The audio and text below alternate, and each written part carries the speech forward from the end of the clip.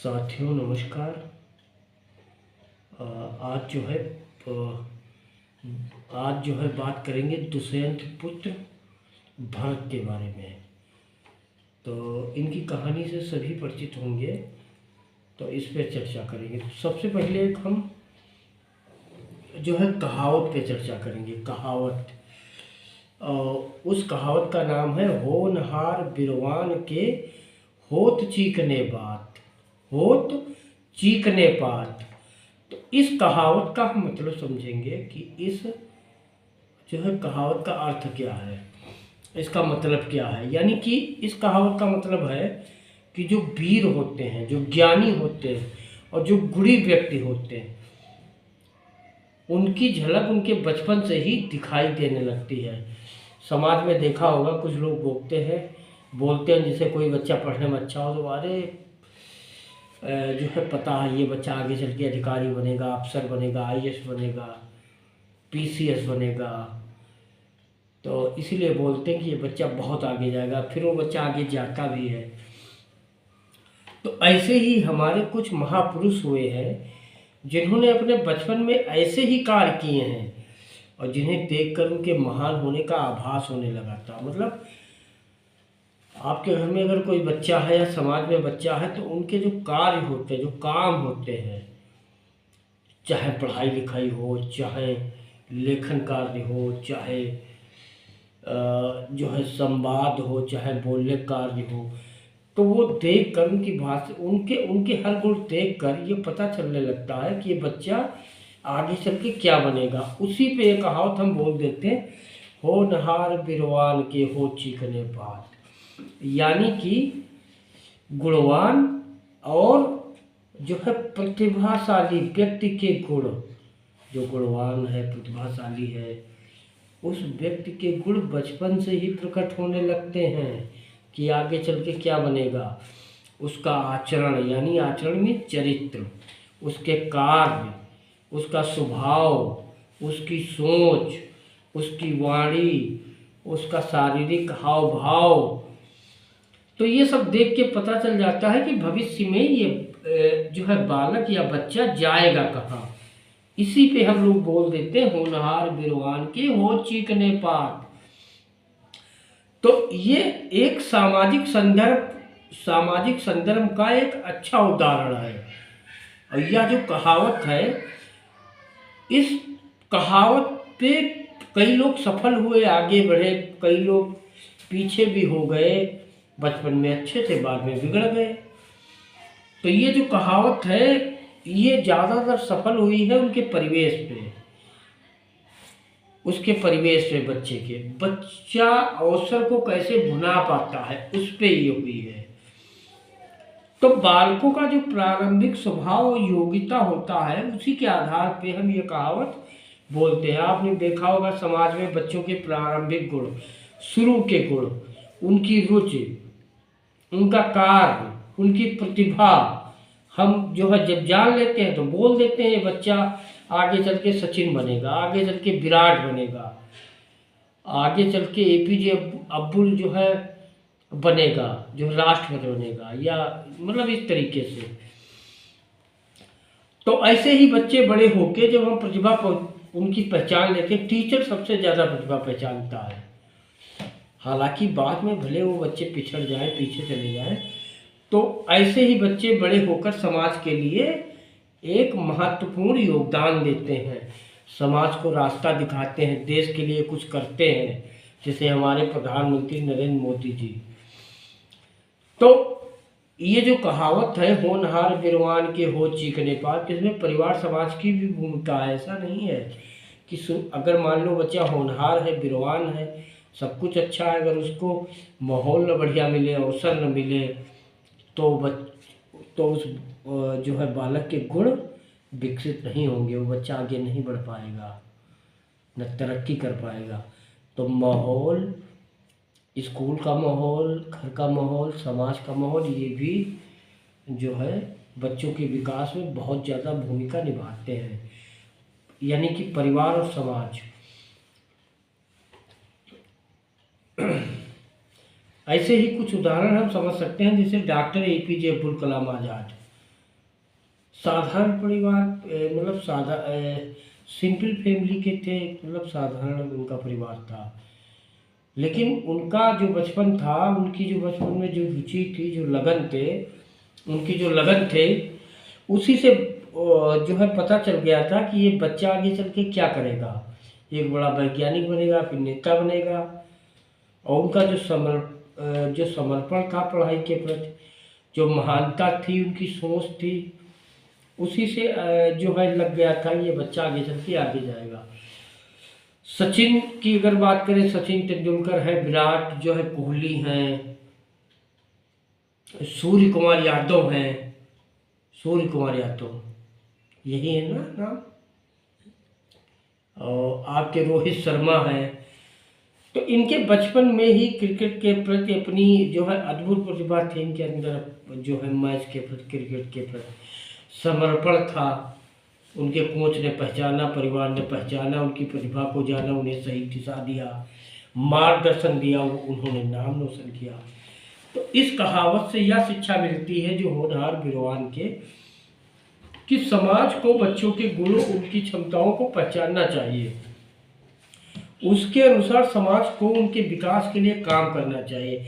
ये समाज का भी दायित्व है कि अगर कोई बच्चा किसी भी क्षेत्र में अव्वल है, अच्छा प्रदर्शन कर रहा, तो उसको आगे बढ़ने का अवसर देना। कि पीछे हमारे समाज में एक सबसे बड़ी कमी है, अगर कोई बच्चा आगे बढ़ रहा होता है तो ईर्ष्या दोष के कारण उसकी आकांक्षाओं को, हम इच्छाओं को दबा दिया जाता है। ये एक जो है गलत सोच है।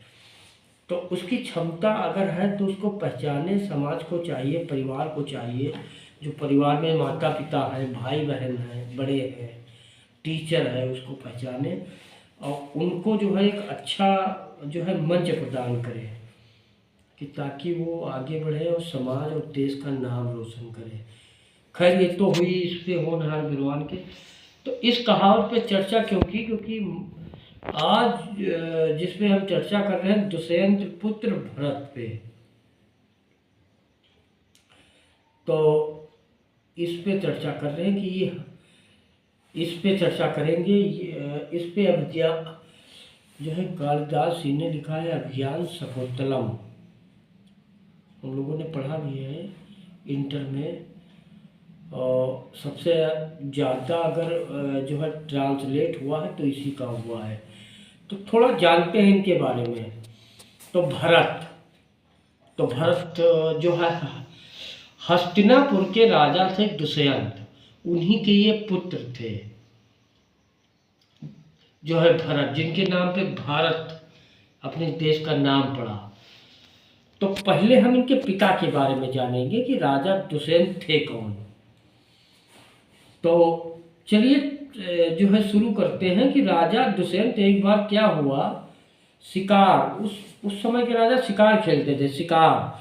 तो एक बार शिकार खेलते हुए ये जो है रास्ता भटक गए। तो रास्ता भटकते हुए ये एक ऋषि के आश्रम पे पहुँचे। तो उन ऋषि का नाम था कर्ण ऋषि। उनके आश्रम में पहुँचे तो वहीं पे इनकी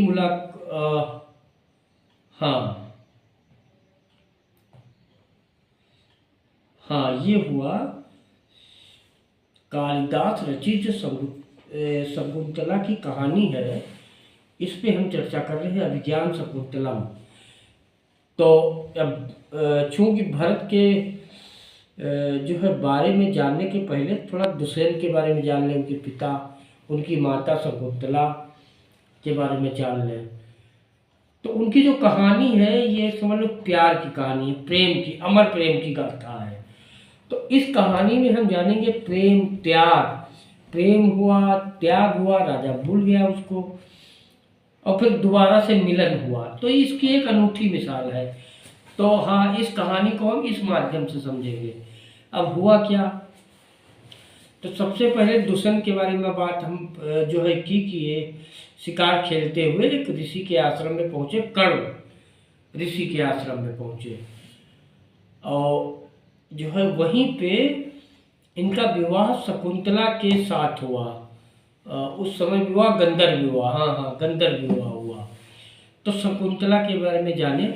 शकुंतला जो थी एक सुंदर और सरल स्वभाव की कन्या थी, बहुत खूबसूरत थी, बड़ा अच्छा नेचर था, बहुत अच्छा स्वभाव था।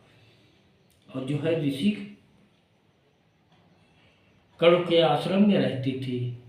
और ये जो शकुंतला थी ये राजा विश्वामित्र और अप्सरा मेनका की पुत्री थी। विश्वामित्र जिन्होंने तपस्या की थी, मेनका उनकी तपस्या को भंग करने आई थी, उन्हीं से उत्पन्न यह कन्या थी। लेकिन मेनका उसे जन्म के बाद मतलब उनका जन्म हुआ छोड़ के स्वर्ग चली गई। तो ऋषि कण्व ने शकुंतला को अपनी बेटी की तरह पाला था। जहाँ जो है दुष्यंत पहुँचे थे जिस आश्रम में, तो एक दिन क्या हुआ, राजा दुष्यंत बहुत ही राजा दुष्यंत के बारे में बात करें, ये बहुत ही पराक्रमी न्यायप्रिय राजा थे। शिकार के लिए निकले थे लेकिन जंगल भटक गए और ये ऋषि कण्व के आश्रम में जो है पहुँचे। तो वहाँ उन्होंने शकुंतला को देखा, तो उनकी सुंदरता और अच्छा स्वभाव देखकर उन पर ये मोहित हो गए। फिर इन्होंने प्रेम विवाह कर लिया। यानी कि राजा दुष्यंत और शकुंतला एक दूसरे से प्रेम करने लगे, तो उन्होंने गंधर्व विवाह कर लिया, नेचर को साक्षी मान के, प्रकृति को साक्षी मानकर। तो शादी वादी हो गई। हाँ, जब शादी हुई यानी कि जब जो है गंधर्व विवाह हुआ, तो आश्रम में ऋषि कण्व जो है मौजूद जो है नहीं थे। जब ऋषि जो है नहीं मौजूद थे तो राजा दुष्यंत शकुंतला को अपने साथ नहीं ले जा सके। तो उन्होंने शकुंतला को एक अंगूठी दी जो उनके शादी की निशानी थी। तो एक दिन हुआ क्या, जो अंगूठी दी थी तो एक दिन अपनी सहेलियों के साथ जो है ये बैठी थी शकुंतला और अपने पति के बारे में खोई हुई थी, यानी दुष्यंत के बारे में कुछ सोच रही थी। तो उसी समय दुर्वासा ऋषि आश्रम में आए। तो शकुंतला जो है दुष्यंत की याद में इतनी अधिक खोई हुई थी कि उसे दुर्वासा ऋषि के आने का पता ही नहीं चला। तो शकुंतला ने जो थी उनका आदर सत्कार नहीं किया, जिससे ये मतलब इनको गुस्सा आ गया। और गुस्सा होने के बाद जो ऋषि से दुर्वासा, इन्होंने शकुंतला को शाप दिया, श्राप यानी शाप, कि आप जिसकी याद में खोई है वो आपको भूल जाएगा, क्योंकि तुमने मेरा सम्मान नहीं किया, तो इसीलिए वो तुमको भूल जाएगा। तो शकुंतला की जो सखी थी, उन्होंने जब ये ऋषि मतलब गुस्सा हुए तो उन्होंने उनसे प्रार्थना की भी कि महाराज इनसे गलती हो गई, अपने पति की याद में खोई थी, आप इनसे जो गलती हुई, जो अपराध हुआ उसको क्षमा करिए। तो जो है ऋषि जी, जो दुर्वासा ऋषि थे, उन्होंने कहा ठीक है, उनको एहसास हुआ हाँ तो उन्होंने ये कहा कि जो मेरा श्राप है या शाप है उसका प्रभाव तो नहीं खत्म होगा, लेकिन मैं एक जो है युक्ति बताता हूँ। उन्होंने ये कहा कि जो दुष्यंत जो है राजा दुष्यंत, इनको अंगूठी जो दे गए, वो अंगूठी अगर उनको मिल जाएगी तो उनको अपनी शादी की याद आ जाएगी। मतलब शादी जब की थी, दुष्यंत ने जब शकुंतला से शादी की थी, शादी के बाद जब जाने लगे थे, शकुंतला को साथ नहीं ले गए थे, चूंकि उस समय जो है ऋषि नहीं उपस्थित थे, कण्व ऋषि जिनका आश्रम था, तो एक अंगूठी दी थी। तो जो है बोले थे कि जब आना तो अंगूठी दिखाना, सब याद हो जाएगा। तो उन्होंने यही कहा कि ये जब अंगूठी उनको मिल जाएगी तो सारी चीज़ें उनको याद आ जाएंगी। अब हुआ क्या, आगे क्या हुआ? आगे ये हुआ, जब कण्व ऋषि जब आश्रम वापस आए तो उन्हें शकुंतला के विवाह की, गंधर्व विवाह की जानकारी मिली। उन्होंने गृहस्थ की भात, जैसे नहीं सब लोग शादी करते अपनी लड़की की, उसी तरीके से उन्होंने अपनी पुत्री, जब जानकारी हुई तो कहा भाई ठीक है ये मेरी पुत्री, भाई पुत्री जैसे पाला था शकुंतला को। और फिर एक जो है पिता अपनी पुत्री को कैसे रख सकता है, वो तो जो है पिता के घर भेजेगा ही। तो उन्होंने क्या किया, शकुंतला को ये कहा कि आप जो है दुष्यंत के घर चली जाओ, तो विदा कर दिया। लेकिन हुआ ये, शकुंतला के पास जो अंगूठी थी वो खो गई थी। तो अब ये जब शकुंतला वहाँ पहुँची, और चूंकि दुर्वासा ऋषि का श्राप भी था, तो इस श्राप से दुष्यंत अपने विवाह की जो मतलब शादी वादी की थी वो भी भूल चुके थे, जो शादी वादी हुई थी वो घटना भूल चुके थे। तो उन्होंने शकुंतला को पहचाना नहीं। तो निराश शकुंतला जो है, उनकी जो माँ थी मेनका, जो मेनका थी, उन्होंने फिर यह कहा कि आप कश्यप ऋषि के आश्रम में चले जाओ, क्योंकि उस समय शकुंतला गर्भवती थी। तो उसी आश्रम में दुष्यंत का जो उसी आश्रम में भरत का जन्म हुआ। हाँ, इसी की कहानी हम आपको बता रहे हैं, भरत दुष्यंत का लड़का। तो कश्यप ऋषि के आश्रम में भरत का जन्म हुआ, जो दुष्यंत के लड़के थे। तो अब चूंकि बात चल रही भरत की, तो भरत बचपन से ही वीर थे, साहसी थे। जैसे मैंने कहा नहीं, होनहार वीरवान के हो चिकने बात, उन्हीं के नाम पे हमारे देश का नाम भारत पड़ा। तो भरत बचपन से ही वीर और साहसी थे। जंगल के जितने भी हिंसक पशु थे, शेर वगैरह या अन्य जीव, उनके साथ खेलते थे। शेर सिंह के बच्चों को पढ़कर मतलब पकड़ लेते, उनके दांत गिनते थे। शेर के बच्चों या सिंह के बच्चों को पकड़ के उनके दांत का कितने दांत है। तो इतना साहस का कार्य बताओ जो है कौन कर सकेगा। तो इसीलिए जो आश्रम में जो लोग रहते थे, इसीलिए भरत को सर्व जो है दमन, एक नाम इनका था, ये करके पुकारते। अब क्या हुआ, समय है, समय जो है सबका आता, समय बदलता भी है। तो समय का चक्र ऐसा चला कि राजा को वह अंगूठी मिल गई।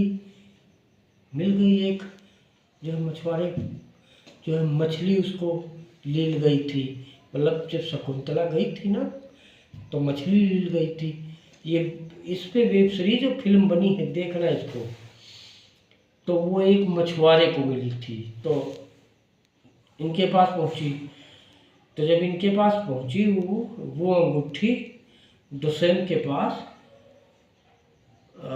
तो उन्होंने जो सब उनको सारी याद आ गई, मतलब विवाह की सारी उनकी यादें ताज़ा हो गई। और जब यादें आई, जब उनकी याद जो है ताज़ा हुई, तो उन्होंने खोज की अपनी पत्नी की, शकुंतला की, और खूब खोज की। तो एक दिन खोज करते करते वो कश्यप ऋषि के आश्रम में पहुंच गए। और वहाँ उन्होंने बालक भरत को शेर के बच्चों के साथ खेलते देखा। तो छोटा सा बच्चा शेर के बच्चों के साथ खेल रहा था। तो राजा ने देखा ऐसा साहसी बालक, उन्होंने पहले तो देखा नहीं कि इतना छोटा बालक शेर के साथ खेल रहा। और बालक के चेहरे पर अद्भुत तेज था। अरे मतलब जो सत्य हो, न्यायप्रिय हो, साहसी हो, वीर हो, अच्छा काम करने वाला हो, अच्छी सोच वाला हो, इसीलिए होनहार वीरवान के हो चिकने बाल। तो उसके चेहरे पे अद्भुत तेज रहता है। आप समझिए कि उसमें ईश्वर का वास रहता है। तो उस बालक के चेहरे पे अद्भुत तेज था। दुष्यंत ने बालक भरत से भाई पूछा कि तुम कौन हो, बताओ यार कौन हो, यानी परिचय पूछा। तो भरत ने अपनी माँ का नाम बताया, शकुंतला, बाप का नाम नहीं बताया। जब माँ का नाम बताया तो दुष्यंत ने भरत का जब जाना भरत के बारे में, तो उसे अपने गले से लगा लिया। और फिर ये शकुंतला के पास गए, यानी अपनी पत्नी के पास। गए और इन्होंने माफ़ी मांगी, अपनी गलती का एहसास हुआ। दरअसल हुआ ये था कि राजा दुष्यंत भूले कैसे। रास्ते में ये हुआ, जब रास्ते में नदी पार करते समय इन्होंने अंगूठी खोद दी थी, जो पानी में गिरकर मछली के पेट में चली जाती है। और जो है और जब ये महल में पहुंचती हैं तो इसीलिए राजा दुष्यंत इसे पहचानते नहीं थे मछली को। दुर्वासा ऋषि का श्राप हुआ, श्राप का उसी समय भरत का जन्म होता है। तो अच्छा, ये अंगूठी मिली थी एक मछुआरे को मछली के पेट से। और ये जो मछुआरा था अंगूठी राजा दुष्यंत को देता है। जब ये अंगूठी देखते हैं उसी समय उनको सब स्मरण हो जाता, याद हो जाता। तो ये कहानी है। तो जब ये अपनी पत्नी से मिलते हैं शकुंतला से, तो उनसे जो है विनम्रता से कहते हैं, चलो भाई आप रानी हो, चलो हस्तिनापुर। तो हस्तिनापुर जब अपनी बच्ची के साथ वापस लौट फिर हस्तिनापुर में भरत की शिक्षा दीक्षा हुई। फिर दुष्यंत के बाद भरत राजा हुए। उन्होंने अपने राज्य की जब भरत राजा हुए तो उन्होंने अपना राज उनका था हस्तिनापुर तक था, तो उन्होंने सीमा जो है बढ़ाई। तो उस समय संपूर्ण आर्यावर्त यानी उत्तरी और मध्य भारत यानी संपूर्ण आर्यावर्त में इनकी सीमा थी। और फिर इन्होंने क्या किया, अश्वमेध जो है यज्ञ किया भरत ने। और जब यज्ञ किया चक्रवर्ती सम्राट बने। लोग समय अश्वमेध यज्ञ को करता था चक्रवर्ती सम्राट भरत ने राज्य में इतनी न्याय व्यवस्था स्थापित की, इतनी सद्भावना से काम किया, भाईचारा से काम किया, सामाजिक इतनी एकता स्थापित की कि उनका नाम आज भी है। तो उन्होंने क्या किया, अपनी सुविधा के लिए अपने शासन को विभिन्न विभागों में, जैसे आज प्रशासन तो विभिन्न विभागों में बांट दिया। ये है जो है गृह विभाग, ये है जो है न्याय विभाग, ये है सड़क विभाग, ये है शिक्षा विभाग, ये है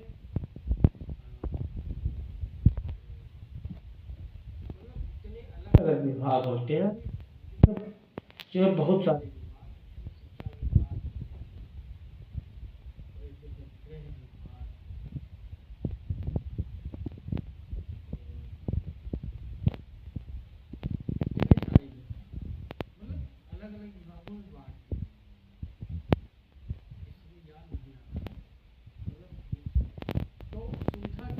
उन्होंने किया कि ताकि शासन व्यवस्था हो जाएगा बहुत बढ़िया और अच्छी हो। जैसे वित्त विभाग आप बोल सकते हो, हाँ वित्त विभाग एक विभाग है। वित्त विभाग होता है, विकास विभाग होता है, न्याय विभाग होता है, इस तरीके से। तो इसीलिए इनका जो प्रशासन था अच्छा था, लोग खुश थे, खुशहाली थी, समाज में जो सद्भावना थी, लोग मिलजुल के रहते थे, सब लोग आपस में प्यार से बातें करते थे। तो इसीलिए भारत की शासन प्रणाली जो है उनकी सारे संसार में। तो भारत के नाम पर ही हमारे देश का नाम भारत जो है इतने महान सोच लीजिए। तो ये कहानी हमें सिखाती है, मतलब इनकी जो सीख है, ये जो है कहानी नहीं, ये हकीकत है। ये एक जो है आने वाले बच्चे या हम हो या कोई हो, सबके लिए एक सीख है। तो इसी के साथ जो है, हाँ ठीक है, इसी के साथ सभी का धन्यवाद। आप ठीक है।